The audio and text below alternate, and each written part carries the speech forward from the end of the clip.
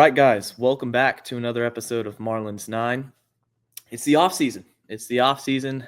Nothing's happening, but we're here to talk about what is happening. Marlins have some news. Peter Pratt, former host of Locked on Marlins, joins me. Peter, thanks for coming on. Jeremiah, great to be back. That feels weird, by the way. Former host, I mean, Right? Oh man, you're cutting me deep early.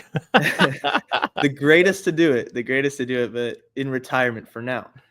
For now, yeah, absolutely retired. I mean, I actually had to go and find where the microphone was for this session, like for this pod. I was like, man, where did I put the mic? So it had been removed. And for those maybe that are watching this and would have been a Locked On watcher, they're like, yeah, that's a different location for Pete, which is correct. The mic was upstairs. I was like, man, I'm just gonna do it upstairs rather than downstairs. So anyway, it's great to talk with you, mate. And thanks for having me on again. Looking forward to this one. Always, my friend. So the Marlins, it's quiet so far. We're kind of at the time where, for sports fans in general, a lot of us, our attention is turned toward football here in the States, and baseball off season. There's really nothing going on. The biggest news really floating around is where Juan Soto will land. But Marlins specific, there is a big piece of intriguing news to talk about. Clayton McCullough, if I pronounce that correctly, is hired as the Marlins' new manager, former first base coach for the world champion Dodgers. Don't know a ton about the guy. I'm sure we're going to continue to learn about him as we progress into 2025. But I got to get your thoughts, Peter. What was your initial reaction to this hiring? Yeah, good question. My initial reaction was, I don't know a ton about the guy. So same as you, right? I mean, like the first base coach for the Dodgers. I mean, how much is there to know about him unless you're a Dodgers fan? Probably, Right. Everyone's thinking the same thing, right? And so I look at, what he's been doing and what players have been saying about him, and everyone's super positive about the dude. Mookie Betts has give the, his seal of approval, and Shohei Ohtani the seal of approval, etc. So for me, that's encouraging.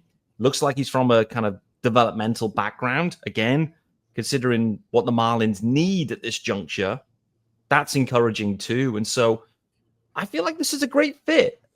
And then hearing him speak and starting to kind of learn more and understand about this guy, there's a lot of a similar tone, a similar dialogue, a similar language to Skip Schumacher fundamentally. So listen, he hasn't got the sleeve. He's not ripped like Skip is. He doesn't maybe have the aura or the sex appeal that Skip Schumacher had or does have. I mean, he still does.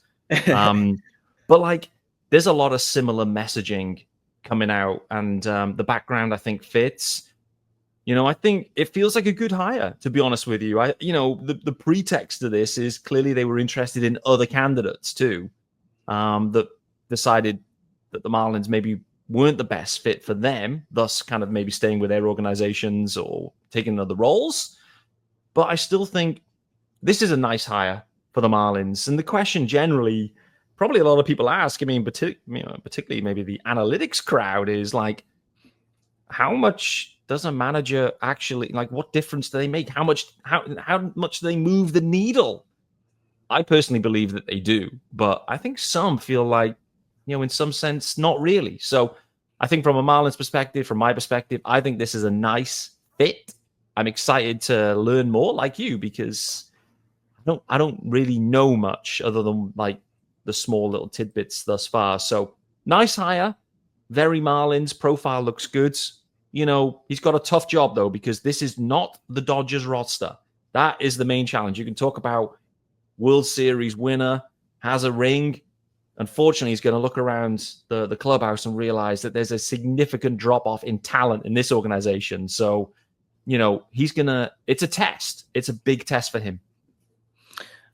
My initial kind of reaction was he's coming from a winning organization, which is usually a positive. I mean, spending the better part of a decade in the Dodgers organization, he's seen this team year in and year out compete. He's seen the level of talent needed to compete, not just through, in the big league club, but the way they handle the minor league system and whatnot. So he knows the Dodgers through and through. Looks like he's from the South Florida area. And and coming back to Miami, it's a challenge. But Yeah. I think it's important to note that the Marlins were looking to hire a first-time manager, even with the former finalists, I guess you could call, with Albernaz and I forget his name already. He was a player, with the Padres. What was it? Don't even know Anyway, either. it forgets me. But the two finalists that were put out, both of them were first time managers. So they go Yeah. with a first time manager. It almost feels like Peter Bendix, Bruce Sherman, they took this past year of 2024 as kind of the transitional year. And now Mm. they're finally starting fresh with their vision completely, with whether that's the staffers, the scouts, and now the manager. They didn't go out and hire a guy like Joe Madden or some manager that's been throughout his entire life a part of baseball at the head of a team. It's a completely new environment for Clayton, and a challenging one, like you said, because Mm. I was watching Isaac Azut and Kevin Burrell, and they interviewed him for the guys over at Fish on First, and the question was, it was pretty point blank: do you see this team being competitive as they are in 2025? And Clayton just kind of bounced around the question and said, we're going to get better every day. And it's okay. We all know what that means. Okay. The answer's no. The answer's no. So Yeah. Clayton has his work cut out, but Yeah. I'm excited. I'm excited to give him a shot and see what he can do, what kind of culture he can establish. Because Skip certainly was very, very, very good at establishing that winning culture where players love to play for him. Yeah, absolutely. Like it's a tough act to follow, following on from Skip Schumer. I mean, manager of the year in his first season. Obviously, it didn't go his way last year. The front office didn't help him, frankly. Last year, it is what it is. I do think it's an interesting wrinkle to this that Clayton was interviewed as part of that Skip Schumacher hiring process. So he did interview, and Kim Ang went with Skip. Maybe others preferred Clayton as part of that. I don't know how far down that pathway, he got, but I think it's interesting that he was part of that process. And then the Marlins have then come back to him and, in the end landed on him, whether it was the first choice. It feels like no, considering all of the other reports that are out there around other names. Will Venables, the guy you were thinking about, by the way, the other guy. And, they end up, obviously Venable goes to the White Sox, and Albanaz stays with the Guardians. I think he's got a small promotion or whatever it might be, but maybe they're prioritizing them. They go on in different directions. It is what it's like. The Marlins' job from a manager perspective right now, there's a job that needs to be done, but it's a long-term job, right? And I guess from Clayton's perspective, the opportunity's there. He's been offered one now. He's been offered one of the 30. And considering he's just won a ring, it feels like this might be the great time to take that next step, knowing that this is a bit of a project. And, I know geography is interesting and he's from this area and all that kind of stuff. But, I think this is probably a good time for him, actually. But there's going to be a lot of challenges he faces into here that maybe he hasn't experienced directly with the Dodgers, but nevertheless, good hire. I did just want to call out, and I tweeted about this yesterday. I watched the full presser, and I must say, like, everything about the intro to that, for those that haven't seen it, like Fish on First have got it, the full, full presser, like 20, 25 minutes long. Check that out on their YouTube channel, because that's what I did yesterday and wanted to watch it. And Bruce Sherman, Peter Bendix, both of them were like, it just felt really awkward, this introductory presser. It felt like this should be like, a really nice moment. But for whatever reason, something felt off. And I don't know what it was. But like, I don't know if it was Bruce. Maybe for me, it felt like Bruce was freestyling it. And, listen, from a man who has a mic in front of him pretty regularly, I know when I'm really freestyling it. And it shows sometimes. And I feel like Bruce was kind of freestyling that one a little bit. And, it didn't quite come off right. And Peter Bendix, tried to carry things. And, the problem I have with Peter Bendix is he's got this kind of political figure smile where he gives it the big over smile, and he looks like a politician all the time, and I something about politicians that I really dislike, actually, which is not optimal. But anyway, it was a bit of an awkward piece, but I must say Clayton in that session spoke well, and it's going to be very interesting to see what tools he has at his disposal for this season in particular. There's a couple of months to go until opening day. Clearly, 40-man is full at the moment. How much change there is in that 40-man, I think, is a very interesting topic, in the next couple of months. Yeah, and to touch on your point with the presser and the interactions between Peter Bendix and the media and Bruce Sherman and the media, and I kind of want to speak on both. Yeah. The first thing with Peter Bendix is the word candy he uses all the time. I believe it was Craig Mish who tweeted out, Peter Bendix says the Clayton McCullough aligns with the values of this organization. And I said, what does that mean? Like, define what values, define what vision. Please, somebody. Like, I encourage anybody to try to explain, because what is it, like 20 losing seasons out of, the last 22? Like, is that the values? Like, what about wanting to win, desire to win and push forward? I just really didn't see that. It just seems, and then with Bruce in particular, when he says, oh, we've spent money in 2023 and we're going to do it again when the time is right. And then this is what really got me. He said, we're already spending money. You just have to dive deeper into it. Like, you don't think we do that? Like, do you think we're all casual fans? Like, I know you love this team. You've covered it for the last few years. Every day, we're all aware, the diehard fans, of what goes on in this organization in terms of finances, where this money is being allocated, because we see it. We see the resources available to the minor league teams, to the major league teams in terms of players. And he pretty much, it's almost insulting to our intelligence when we get you don't really see it unless you dive deep, but we have money. Okay, well then what's going on here? You know what I mean?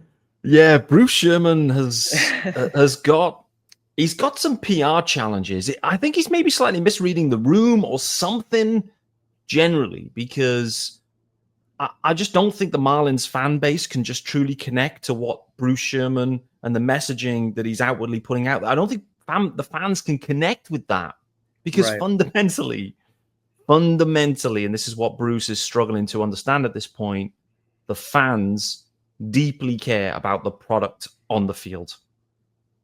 End of story. Like, the rest of it is just operational expenditure, etc., etc. That's just part of doing business. That's part of running a baseball organization in 2024 and 2025. It just is what it is. You can't sell me the dream on that topic. Fan base will only buy into predominantly the product on the field. That's the end of it. And at the moment, what Bruce is saying is, I'm not willing to invest in that product until I see whether we are good this year. It's basically what he's saying. It's what he was saying. Yeah. Well, when 2023, when we had the chance, we did. We spent. He didn't really spend, but, Kim made some moves. Great. But, what he's basically saying is, we're going to wait and see how we go. And then, maybe we'll make some moves. But probably most likely, because, again, like the new manager calling out, are you going to be competitive? Probably not. When you peel it back, the context is, we're probably not going to be competitive, because, frankly, when we look at the standard of the roster, it's really fun. I looked at the 40-man and was, looking into that and digging into it, thinking, right, pitching staff, you can see the core remains clearly, right? Because everyone's off the 60-day IL at this point, so the core remains. But man, you flick over to the offensive guys, man, it is thin. It is super thin on that offensive side. Like, I scroll down the names, I'm just like, man, there is so much work to do within that offensive group to get this team anywhere near back to what they were in 2023. We're miles off the 2023 offense, to be honest with you.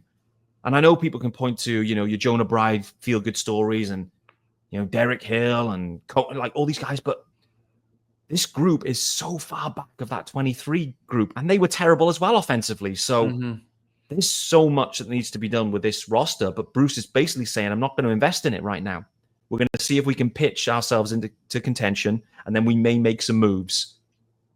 but Yeah. we're gonna invest in the front office and clubhouse amenities or whatever. I mean, no Yeah, wonder the fan base is struggling to connect with that message, because really you got to do both, Bruce. like golf clap for Bruce Sherman. You Yeah, improved the ice cream machine in the clubhouse. I Like, know. come on now. Come Like, let's on, be real. come on. And to your point with the offense, on the score ticker, if you're watching on YouTube, the ticker across the screen, I say the 40 man is set. That's obviously tentative because the 40 man is full.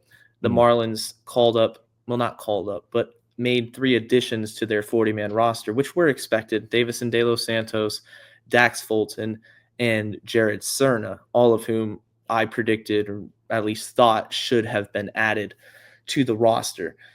The issue is moving forward. You said it. I mean, you look up and down the rest of the roster, nothing's changed from last year. And if anything, it's gotten worse because at the beginning of the year, up until the trade deadline, at least there was guys like Jazz Chisholm Jr. And now he's made himself, played himself into the national spotlight with the Yankees, and I'm happy for him. But yeah, top to bottom, this is not a competitive team. And people on Twitter or X, they continue to say the Marlins are going to be competitive. Look at the rotation. And to that, I say the rotation needs depth. Sandy's coming off Tommy John surgery. Yuri might not pitch till mid-June, July. Who yeah. knows? Mm-hmm. Luzardo's coming off injury. Braxton's coming off injury. You said thin. It's paper thin, top to bottom. This roster, a couple more injuries. I mean, it's gonna be terrible. So there needs to be investment, at least depth. It doesn't even Yeah, have to be superstars, but there needs to be some depth because what I think is going to be very telling will be at the winter meetings in the offseason. If Bruce Sherman, Peter Bendix, whoever is speaking for the Marlins, comes out and takes responsibility for not adding depth to this roster by saying, "Oh, we believe in the guys. We trust our rotation when healthy can be one of the best." That's malpractice because we all know rotations don't stay healthy. Not one rotation does. The Yankees didn't. The Dodgers didn't. It's just no, not how baseball works. no, no. Agreed. Like it's a fact. It's gonna be, you prepare for that, and that's the point. Is you have to prepare for 3/5 of your rotation to miss significant amount of time. I think that's just the reality of what we're facing into. We've already got I think there's a decent pathway to Yuri Perez not pitching for the Marlins next year at the big league level. He may well pitch in the minors and be on rehab, but the reality will be, if it's a lost season, there's going to be no need to accelerate Yuri Perez into more service time or anything like that. So I could probably rule out Yuri Perez. I could see Luzardo still being moved at some point relatively early in the season. Like, again, this is like, what has Peter Bendick shown us now in the 1 year that he's been involved? And what he's shown us is, he's not afraid to make moves if he's calling a season, if it's cooked. And Luzardo, with his control situation now, he's on he needs to be moved rapido to maximize value with Luzardo. And maybe that will be this offseason. It's one of the main stories. It was a story last offseason. He already tried to move him then. He kept getting hurt through the year, couldn't move him. Does he move him this offseason? Don't know. Do you want to get him back and demonstrate value and health? Maybe. And if so, it wouldn't shock me if you get a Luzardo, first week of May extravaganza, aka Arias 2.0 deal. Like that, again, Bendix is going to look to maximize the trade assets, and Luzardo, frankly, with the business model, has to be moved. And so what have you got? You got no Yuri this year, probably no Luzardo because he's going to be moved. So all of a sudden, that's 2 of your 5 studs gone. Sandy's going to be, maybe babied back. I don't know. Sixto's not around anymore to fill any innings. But do you know what I mean? Like, it starts to get thin quick, and you're into the guys. So your rotation can't be dependent. It isn't dependable. The bullpen, who knows? Question marks there. And the offense, it's a bunch of minor league free agents, waiver claims. It's a bottom 5 offense in Major League Baseball. Like, there's no other way to put it. No, I mean, and that's absolutely. being generous, Peter. That's generous. That is generous. It is. It is a bottom 5 offense, and it may be, the bottom offense. Who knows? Yeah. I mean, we'll see. But this is the intriguing bit for this offseason is like, do they do anything free agent wise, or are they just going to let it roll in? Like, in reality, free agent investments, as we've seen from a Marlins standpoint, has been kind of fool's gold, actually, fool's money, really. The Marlins are getting no bang for their buck in the free agent market because they're having to overpay for the bottom tier. So I'm not against that. I remember years ago saying I'm happy for the Marlins not to sign any free agents ever again, because I struggle to think of any that have panned out in any positive sense in the past few years. Again, because they're overpaying in the bargain basement. Let's scrap that. But then it's about making smart deals, improving your big league roster. But I get the sense that's not going to be happening, because at the moment it feels like everything is, the prioritization is the farm. We're still in, farm prioritization mode. And so I think in reality for 25, the lens shifts to, we still want the farm to be sexy. The big league club can kind of like tick along. Bruce has put it out there. Hey, if we're competitive, we'll make some moves. We kind of know we're not going to be competitive though. So, a similar year. They're going to go for that, they're going to go for a top 5 pick again, effectively. I think that's if we crystal ball it, they're going to be that bottom 5. They're going to be in the lottery. And they're going to try and maximize their 2 years of a high draft pick before they're kind of bumped out of that. I think that's the plan. What do you think, Peter, would be, in your opinion, you go to spring training, coming out of spring training, what would make this offense, or not offense, this offseason rather, this offseason a successful one? Like, as a fan, as a podcaster, what would you look back and say, you know what, it might not have been a lot, but the Marlins succeeded in what? If we look ahead to spring, I actually think this spring is going to be the most fun spring that we've had as Marlins fans for some years, because I look back at the last 3 seasons where I've like deeply covered the team through spring. There's been nothing happening. There's been no competition. There's been nothing to talk of. It's the same dudes set in the same roles, and we know it. The last competition I can think of was Isan Diaz, Jazz Chisholm Jr. That's the last like true competition and competitive scenario I can really think about. This offseason is not that, because fundamentally, offensive in particular, every single dude is on the roster bubble. Every single one of them. There's no locks. And it's not like locked to make the roster, locked to make opening. Like, everyone is on the bubble, because fundamentally it's probably a collection of AAA, quad A dudes. So they're all kind of battling. But for me, it's starting to, that competition I think is going to be interesting. And we're going to see what some of these like upper level minor guys start to look like. Like, we're all interested, in some of these names. So what does a positive spring look like? For me, I think it's probably the next step of some of these younger dudes and starting to see progression in their sense. Equally, I think it's also like working out who's not part of the plan, like who actually do we need to move on from. So there's going to be a lot of competition. It's going to be very fun to watch. There's going to be a lot of jostling for 40-man spots, opening day roster spots. The Marlins, we know what Peter Bendix is going to do. He's going to load the roster up with like minor league free agents, non-invitees, all this kind of stuff. There's going to be so many names knocking around that we're unfamiliar with. 1 or 2 will emerge, and 1 or 2 will flame out. That's going to be the story, right? But really, what we need to see, really, if I'm Peter Bendix, what I need to see Augustin Ramirez come in and be a stud. That's what I need to see. I need to see that Augustin Ramirez can catch. I think, to be honest with you, if that is proven, then it's a successful spring, because moving Jazz Chisholm Jr. and the centerpiece is Augustin Ramirez, if he can't catch, is a big problem. I've already seen Augustin Ramirez is already in the Marlins organization working on his catching with the new assistant catching director, whatever. So listen, Ramirez knows it. The Marlins know it. Bendix know it. The dude has to be able to catch at a big league level. If he doesn't, Bendix has got a big problem with the optics of that deal. So there you go. That's the one. Can Ramirez catch? That's a huge one right there. And then you have as well, De Los Santos, for me, is a big question mark, because you like you said, the roster's so bare. The Marlins are here dying for power. Any power, please come to the Marlins. They have De Los Santos and Ramirez in their system unproven. So in the spring, we're going to see are they good enough to come out, of spring training onto the opening day roster? And then that first month of the season, how do they fare against major league pitching? So internally, I think you said it, Augustine Ramirez behind the plate and De Los Santos, just in terms of his offensive ability, there's a lot there.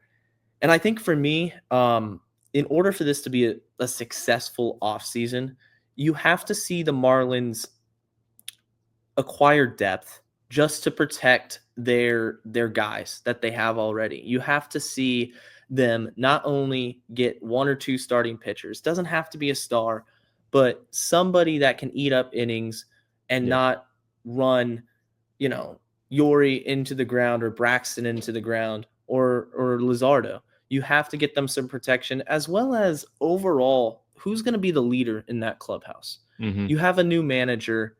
You have kind of a lot of guys who were former DFA projects and are brought in, like Derek, Lee, or you have Jesus Sanchez, who's been around in the organization for a while, but just kind of sitting on the back burner. Is he a part of our future? Is he not? Yeah. Who's going to step up and be that leader in the clubhouse?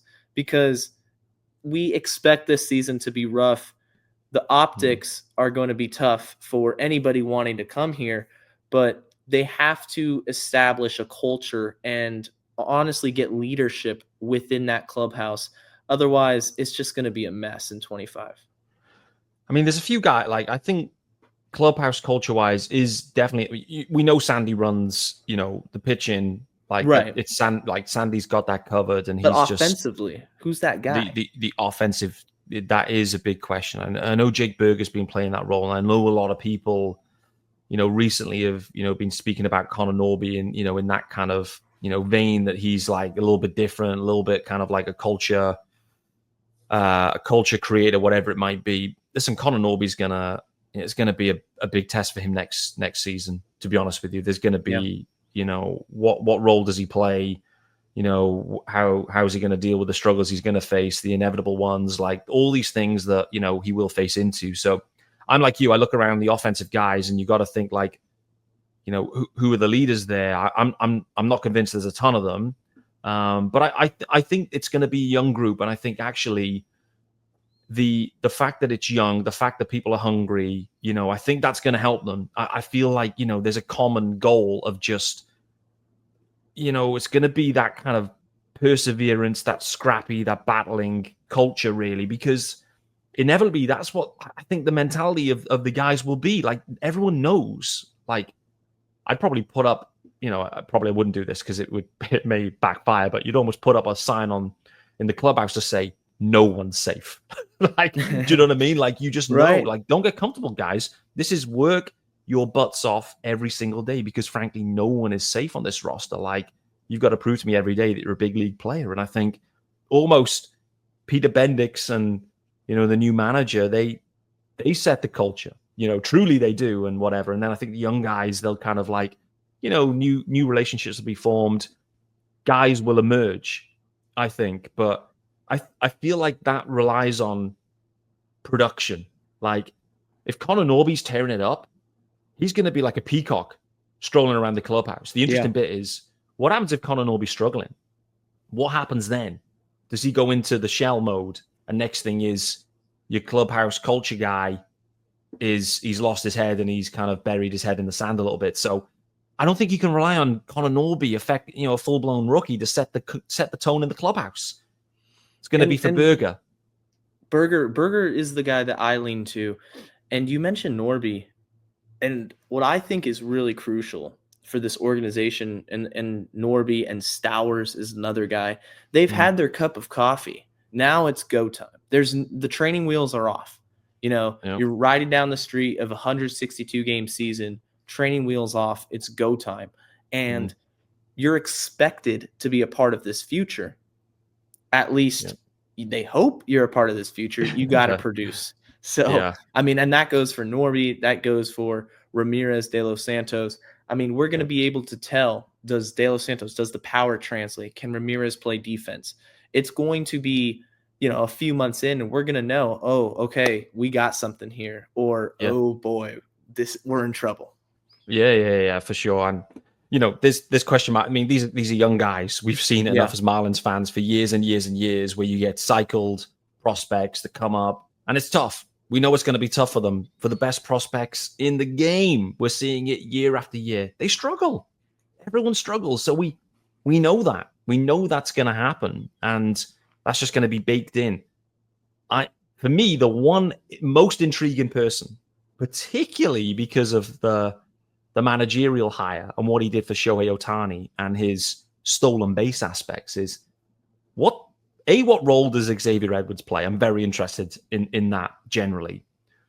But I'm also interested, how many stolen bags can Xavier Edwards get next year? Like, I'm going to be getting the tracker rolling. I think he can That's what I get was going to triple say. dig. He can get triple You got to dig, do mate. it. I'm The telling you, hits and steals counter. there's going to be something, like some sort of tracker for Xavier Edwards, but it would not stun me if he's healthy, he just goes bananas and steals 100 bags or something crazy. Because I mean, look at what he did in the relative small sample last time. He's probably on pace for 100. So I'm interested. Like Xavier Edwards, he's a big part of what the Marlins. And I think this is really interesting, though, at this particular juncture. It's why it surprised me yesterday, actually, that with these roster moves being made, you're trying to clear your roster, you're trying to protect guys. You've got, guys maybe you've got to move off your roster. I was stunned, actually, that the Marlins made 0 moves yesterday in particular, because this feels to me like the time where normally a deal or two would be done. A reliever that can't be maintained on the roster. Actually, we like them. Hey, we'll send you a little piece so we can avoid waivers. I was a little bit surprised. And let's not forget, a couple of years back, that's when this is the period where that Xavier Edwards deal went down, linked to, Rule 5 protection stuff. We've got too much talent, not enough to squeeze on the roster. We're going to have to make some tricky decisions on, players that we have to move because we need to protect others and we don't want to lose them for nothing, right? So I was pretty stunned, actually. There was no deals. I know there's like the non-tender the non-tender deadline coming up as well later this week, which again creates that opportunity. That would have been, I think, back to a few years ago, that created the opportunity, in my opinion, and the Marlins missed that opportunity to go and get Cody Bellinger for nothing at that point in time. From a trade perspective, they didn't do it, but they could have done, because the Dodgers at the time were about to non-tender him. They didn't want to pay him the money. They didn't believe in him, but at that point, the Marlins could have gone and said to the Dodgers, we'll give you our worst prospect, and they'd have said yes. So again, this creates opportunities, but likely the non-tender opportunities are the ones that are a little bit too expensive for Bruce Sherman, I guess. Yeah, and last thing I'll say before we wrap this up here is, when you have these low-level deals, and obviously there's so much time in the offseason for something to happen. We have the winter meetings. The Rule 5 draft will happen. Marlins, I believe, was tweeted out by Fish on third overall pick if they want to make a move. Peter Bendix has shown willingness to pull the trigger on guys that are kind of discarded from other organizations. He struck gold with Otto Lopez, at least from a defensive perspective, one of the best second basemen defensively last year. So it's going to be interesting to see if they handle this offseason with any similarity to the beginning of last year. But time will tell. Time will tell. We'll be watching and taking notes all along. Peter, I want to thank you again for coming on the show. It's always great to talk with you, my friend. My pleasure, my man. It's great to dust off the mic, and let's keep it rolling into the new year for sure. Let's do it. And with that, guys, let's go fish.